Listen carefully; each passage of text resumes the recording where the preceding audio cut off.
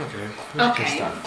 So, our first question includes about generally about this project, and first question is so what was the main goal of this project? And it's like, I mean, why? What was the reason? Why did you create this repository, digital repository? What was the main reason? Yeah. When we started this project came from an idea of Anna Maria, in fact, which is the professor promoting. Yes, the professor promoting, because she knew this new product and she studied the possibilities of institutional repository, and so we decided to study if this resource could be useful for the university. First of all, we started to work in a small context of the humanities faculty, and so we thought that a resource able to collect, to preserve and distribute the products of the research of the students or academic staff could be useful also in a faculty more related to printed resources, because there are other disciplines which are more involved in electronic resources and books and periodicals and so. But we decided to investigate the possibility to introduce this resource, and so we started with creating a group with the participation of some academic staff, more young people and more interested in news and new mean of distribute and information resources. We have these groups of academic staff, librarians, and yes, and also some student which was collaborating for promoting a user study, so to investigate the user needs and so on. And we started in which way. So it was not an idea of the institution, a project of the institution, so the University of Parma, but an idea of an academic staff, and then with the involvement of other people interesting. And so we started what we called this experimental phase of our. It was, I think it was like a research. Yes, yes. So, okay, it's nice. So another question is, yes. To what extent did you take into account institutional policies?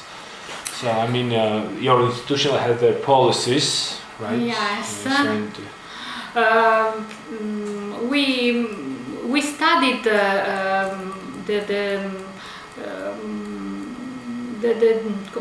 the attitude of academic staff in the topic of produce documents or other resources and distribute and use these.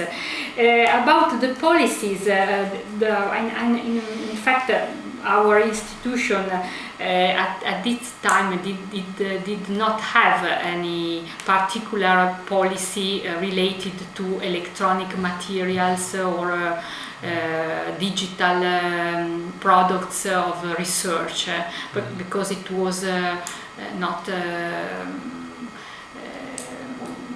something in use. So we studied if this resource could be useful for academic staff related to their needs of research, of publications, of Okay.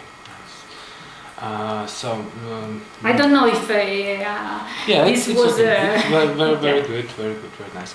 So now about some technical infrastructure. Yes. So you have some your own system where you work, and we interested which system was selected by you and what was the reason select the concrete system.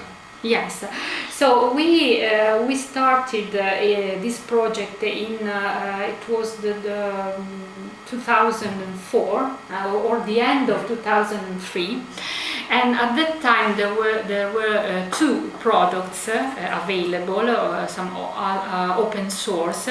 There was ePrint and DSpace, and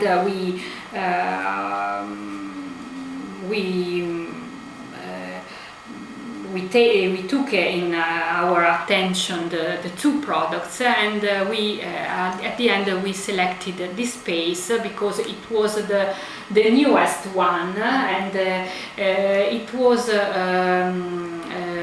developed with the purpose to manage many sorts of digital objects. ePrints were more related to documents, digital articles, or working papers, and DSpace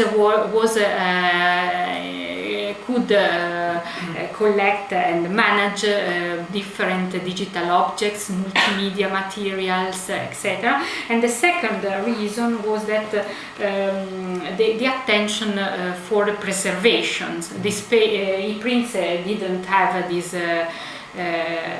this attention, and we thought that DSpace was a more complete software to manage the workflow and the preservation of digital objects, and more useful to follow the evolution of digital materials and digital products. So we decided to. Okay, and we also interesting what is the strengths and weakness of the system which you select. Are you need a strong side or a weak side in the system? Yes, I can tell you about the strengths and weaknesses in our application, which is perhaps more useful because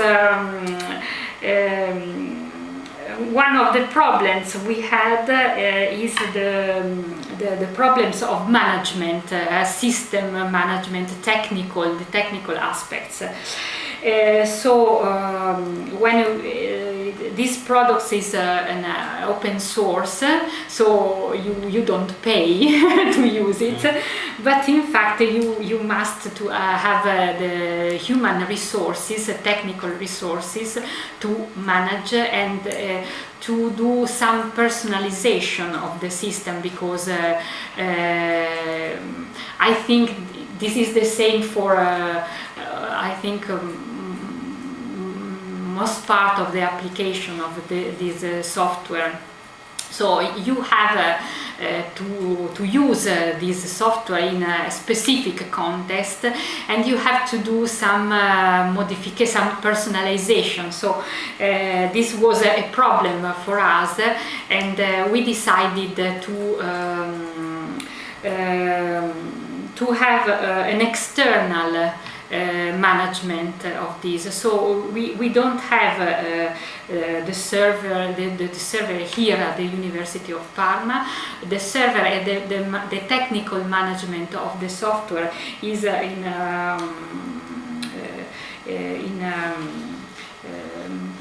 come si può dire in inglese? In Cilea. is a consortium? A consortium, a technical consortium. So we pay an annual fee to manage this system. And so when we have to change something, we have to pay. Okay. So there are some financial problems related to this this aspect. So for us the weakness of the system is the fact that it is something very static. You have to work to produce a personalization and customization of the system. All right. Okay. But we are very, very happy with the workflow, with the